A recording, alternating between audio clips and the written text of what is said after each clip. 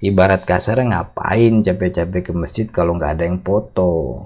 Ngapain capek-capek ke masjid kalau nggak ada yang liput? Ngapain capek-capek ke masjid kalau nggak diwawancarain wartawan? Kan begitu. Itu maka orang munafik berat sholat isya dan sholat subuh, karena isya dan subuh itu waktu atmah, waktu gelap gulita. Jadi teman-teman yang dirahmati Allah, assalamualaikum warahmatullahi wabarakatuh. Kita mungkin pernah mendengar dan rasanya semua orang sudah hafal tentang hadis Nabi Muhammad SAW yang mengatakan sholat yang paling berat untuk orang munafik itu adalah sholat isya dan juga sholat subuh. Dan Imam Ibn Hajar Al-Asqalani, beliau memasukkan hadis ini dalam kitabnya Bulughul Maram kepada bab sholat berjamaah. Karena memang yang dimaksud dalam sholat di hadis ini adalah sholat berjamaah. Jadi orang munafik itu memang rasanya berat sekali untuk melaksanakan sholat, lebih-lebih lagi berjamaah sholat isya dan juga sholat subuh begitu.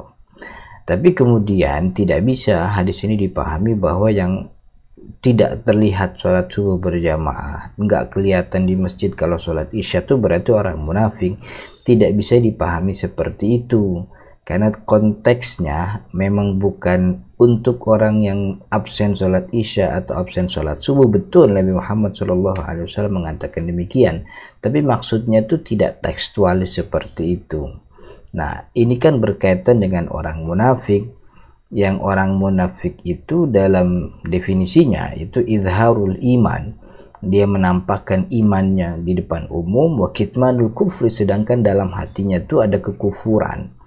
Nah, orang munafik ketika datang waktu sholat isya dan sholat subuh, yang mana ketika Nabi Muhammad SAW hidup, waktu isya dan subuh itu adalah waktu gelap dan memang waktunya rada males.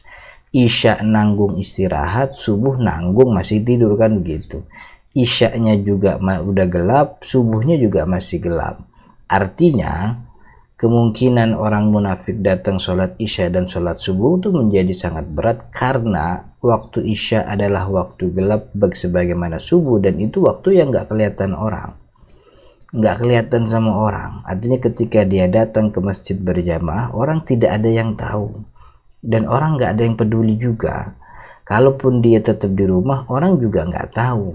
Nah, bagi orang munafik keadaan seperti ini tidak mendukung moodnya dia, karena moodnya orang munafik, wataknya orang munafik itu ketika beribadah pengennya dilihat orang, kan begitu. Itu yang disebut dengan munafik, izharul iman. Dia nampakkan iman depan orang, pakai peci yang paling bagus, pakai koko yang paling mahal, pakai kain yang paling wah, sorban yang paling hebat depan umum, tapi di belakang orang itu kitmanul kufur, kufurnya ada disembunyikan dalam hati. Ibadahnya yang dituju bukan Allah Subhanahu wa taala. Ibadahnya yang dituju adalah apa kata orang. Ini di sini orang pada muji dikerjakan, di situ orang enggak muji dia tidak tinggal kerjakan itu, padahal itu kebaikan. Jadi yang namanya munafik itu yang dikejar bukan ridhonya Allah, tapi pujian manusia. Maka ketika datang waktu isya dan juga waktu subuh itu menjadi sangat berat buat orang munafik, karena datangnya dia ke masjid itu tidak peduli orang. Kenapa? Karena orang nggak ada yang tahu. Sholat isya gelap, sholat subuh lebih-lebih lagi, kan gitu. Ibarat kasar, ngapain capek-capek ke masjid kalau nggak ada yang foto? Ngapain capek-capek ke masjid kalau nggak ada yang liput? Ngapain capek-capek ke masjid kalau nggak diwawancarain wartawan? Kan begitu. Itu maka orang munafik berat sholat isya dan sholat subuh, karena isya dan subuh itu waktu atmah, waktu gelap gulita. Jadi bukan karena sholatnya.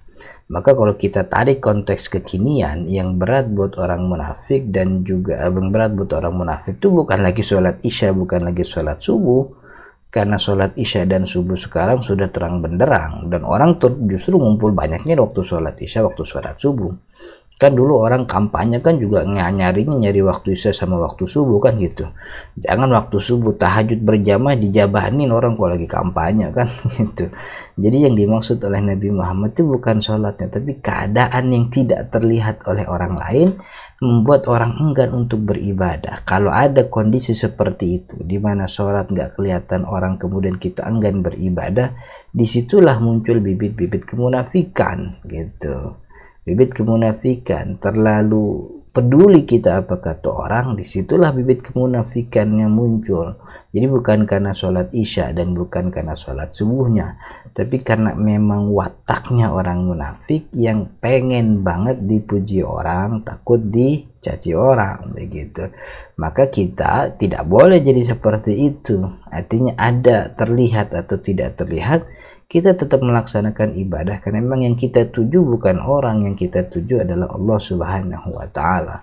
Maka camkan para teman-teman yang dirahmati Allah bahwa pujian orang agar kita terhindar dari kemunafikan dan bisa lurus menjadi orang yang ikhlas kepada Allah Subhanahu wa taala, kita tanamkan dalam hati baik-baik bahwa pujian orang tidak membuat kita masuk surga dan cacian orang pun tidak membuat kita masuk neraka.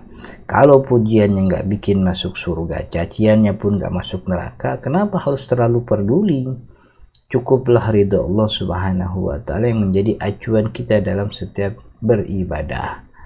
Mudah-mudahan ada manfaatnya. Assalamualaikum warahmatullahi wabarakatuh.